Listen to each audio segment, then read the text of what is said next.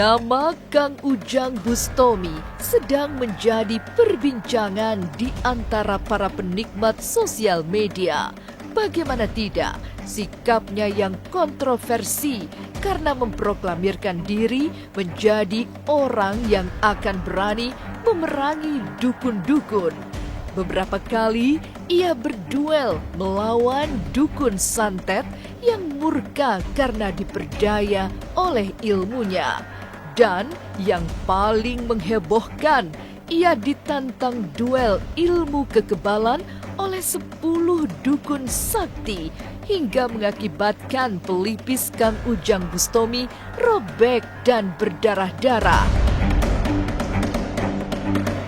Berikut ini penuturan Kang Ujang Bustomi secara khusus kepada tim Ganjil Misteri terkait peristiwa berdarah yang terjadi beberapa waktu yang lalu.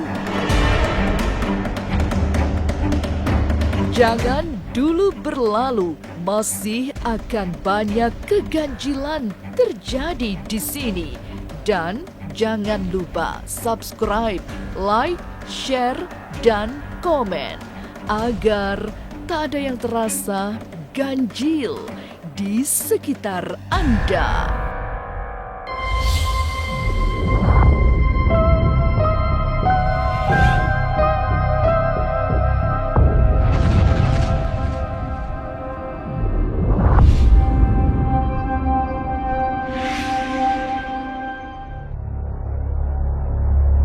Minggu 27 September 2020 lalu menjadi malam berdarah bagi Kang Ujang Bustomi. Bagaimana tidak, Kang Ujang Bustomi ditantang sebanyak 10 dukun santet kelas kakap.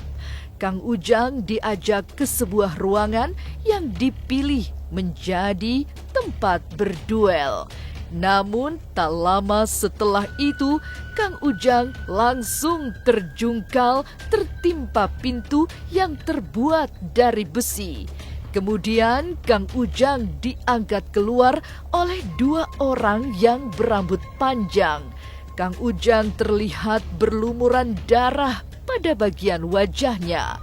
Apa yang sebenarnya terjadi waktu itu?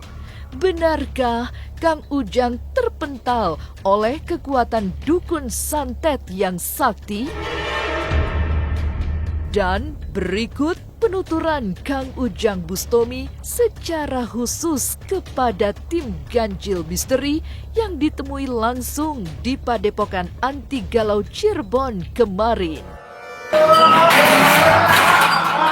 Ya nggak gimana-gimana, kan awalnya dulu beruntutan ketika 5 itu kan kita sama-sama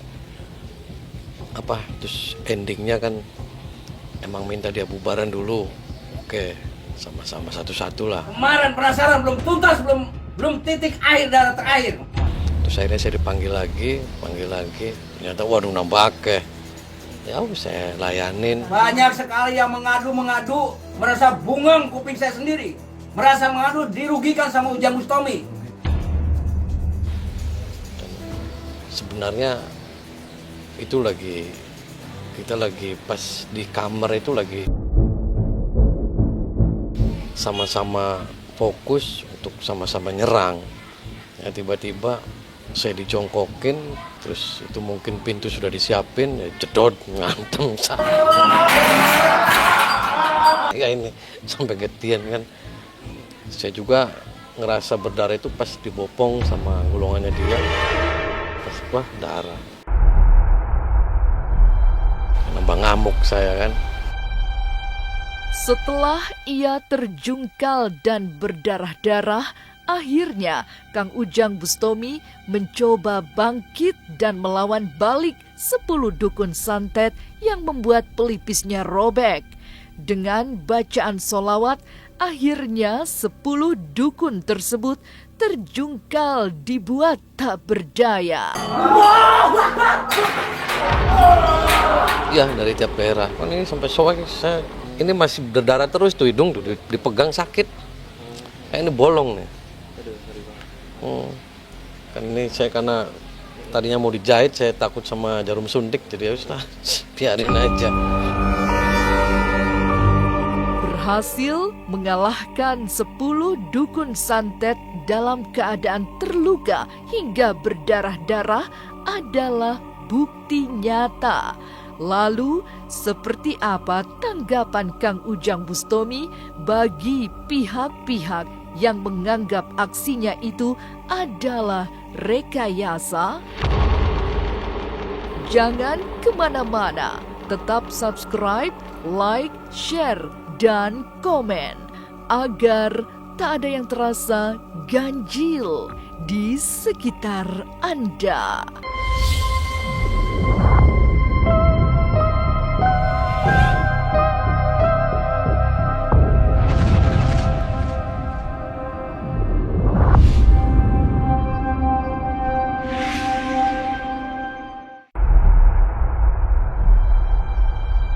Memang banyak yang menganggap kreativitas Kang Ujang Bustomi melawan dukun santet adalah rekayasa alias settingan.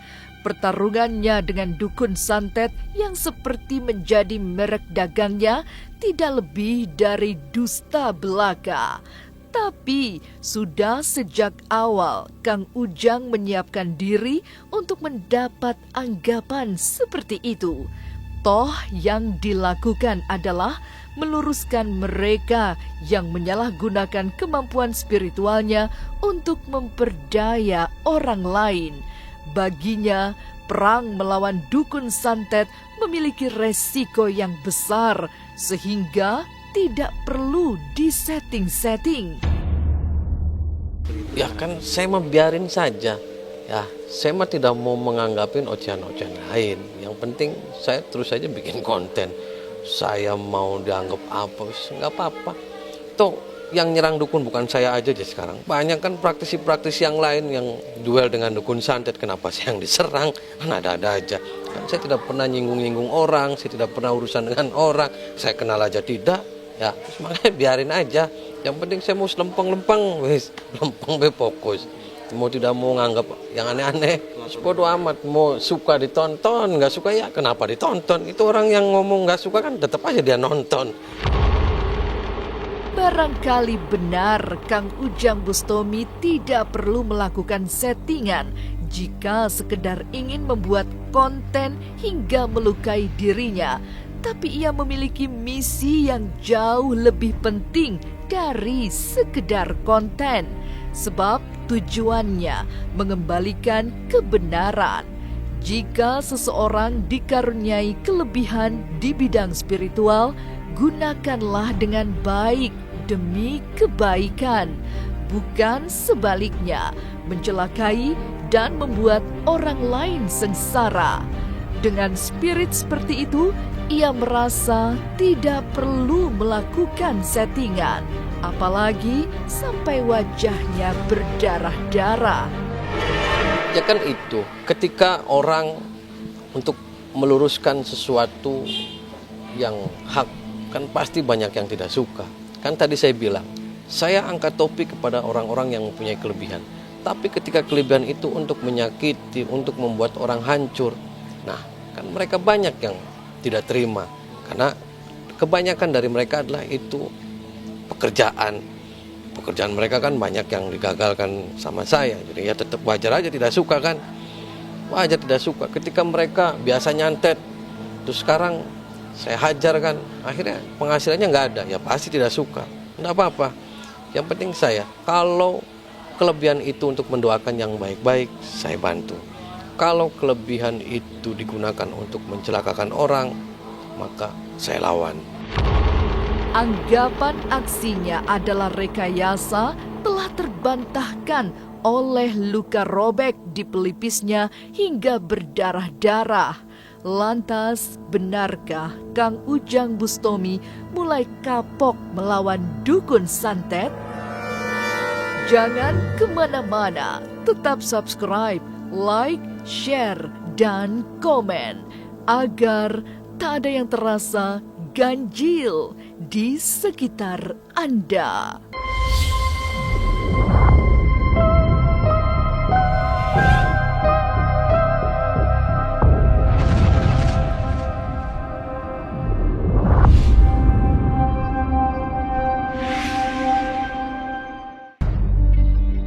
Mengambil pilihan berat meluruskan para dukun santet memang bukan pekerjaan main-main.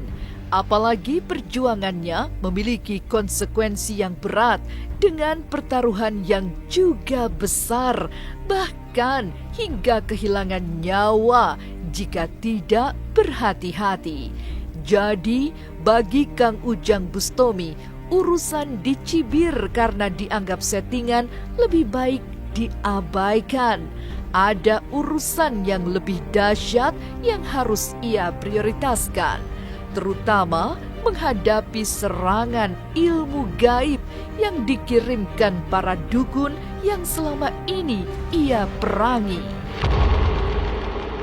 Ya, karena saya dari awal, dari begitu buka 2004, emang saya sudah sering bersinggungan dengan santet. Bukan masalah dukunnya ya, santet. Kalau entah itu dukun, praktisi, kan saya selalu mengatakan saya hormat dan angkat topi kepada semua praktisi, kepada semua paranormal. Karena semua kelebihan semua datang dari Allah. Dan siapapun yang punya kelebihan saya angkat topi ke tangan. Yang penting kan semua khairun nas anfa'uhum linnas. Sebaik-baik manusia adalah orang yang manfaat untuk orang lain. Ketika orang dikasih kelebihan sama Allah, saya angkat topi. Tidak semua kan dikasih kelebihan sama Allah. Tapi ketika ilmu Allah yang Allah kasih ke orang tersebut disalahgunakan untuk mencelakakan orang, untuk membuat orang hancur, mendoakan yang tidak baik, nah itu yang salah. Apalagi sampai nyantet-nyantet, pakai sihir, pakai telu, guna-guna. Kenapa sih harus seperti itu?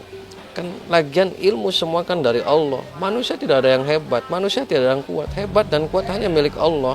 Jadi saya hanya meluruskan, ketika orang yang spiritual punya kelebihan, saya angkat topi, saya hormat. Karena tidak semua dikasih kelebihan sama Allah. Tapi kalau sudah ilmu itu diselewengkan untuk menyakitin orang, untuk mendoakan yang tidak baik, untuk nyantet, nah itu yang saya tidak sepakat. Berurusan dengan dukun santet sejatinya bukan baru dilakukan. Kegiatan meluruskan para praktisi spiritual yang melenceng sudah dilakukan sejak sangat lama. Jadi, ia sudah sangat biasa bersinggungan atau berseberangan dengan dukun-dukun santet yang menyebarkan rasa takut. Sebagai orang yang lama menekuni dunia spiritual, Kang Ujang Bustomi sudah sangat hafal dengan tabiat dukun yang merugikan banyak orang. Sudah sejak menjadi santri, ia juga sudah akrab dengan hal-hal serupa itu. Bedanya, dulu tidak ada sosial media, sehingga dilakukan tanpa sorot kamera. Yang lebih parah yang dulu-dulu, yang belum ada YouTube, ya itu lebih parah. Tapi kan yang sekarang juga kita akan, karena orang-orang dahulu ya lebih keren-keren lah. Dan kalau dulu sudah ada YouTube lebih keren, tapi ya sekarang ya tetap saya intinya amar ma'ruf nahi mungkar. Kita siapapun yang melenceng dari ilmu-ilmu tersebut, yang menyalahgunakan ilmu-ilmu yang Allah kasih, ya akan saya lawan. Perjalanannya sebagai orang yang bergiat di dunia spiritual sudah lama dilakukan. Kang Ujang Bustomi juga telah melewati banyak peristiwa spiritual yang tidak jarang sangat ganjil dan misterius. Tapi ia memahami bahwa dukun-dukun era lampau jauh lebih hebat. Ilmu yang dimiliki pun masuk kategori ilmu-ilmu langka. Jadi sesungguhnya jika harus dibandingkan dukun sekarang, tidak ada apa-apanya dengan dukun zaman dulu. Saya selalu katakan bahwasanya kita jangan pernah takut yang namanya santet. Kita jangan pernah takut yang namanya sihir. Kita jangan pernah takut yang namanya guna-guna. Takut satu hanya kepada Allah Subhanahu wa Ta'ala. Ketika dalam diri kita, dalam hati kita ditanamkan keimanan dan ketakwaan kita kepada Allah Subhanahu wa Ta'ala, insya Allah yang namanya setan belek, setan engklek, kepret terus lah. Perbanyak sholawat, istighfar, perbanyak baca Al-Quran, dan perbaiki sholat. Ketika sholat kita baik, insya Allah hidup kita akan lebih baik. Ustaz Ujang itu menjalankan, mendatangi dukun-dukun santet yang memang mengaku dirinya yang jago santet, hebat santet, itu kan udah sombong, udah ini juga, dan udah syirik kepada Allah.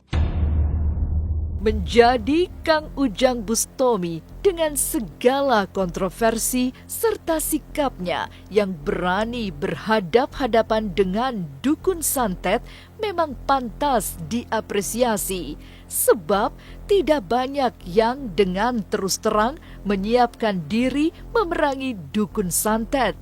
Resiko besar dianggap melawan arus atau malah diyakini sekedar rekayasa, bukan menjadi halangan. Kang Ujang Bustomi akan terus melawan walaupun taruhannya adalah nyawa. Baginya tidak ada alasan untuk mundur, apalagi jika alasannya karena rasa takut menghadapi gempuran ilmu hitam yang sering menyerang hari-harinya. Saya selalu katakan bahwasanya kita jangan pernah takut yang namanya santet. Kita jangan pernah takut yang namanya sihir. Kita jangan pernah takut yang namanya guna-guna.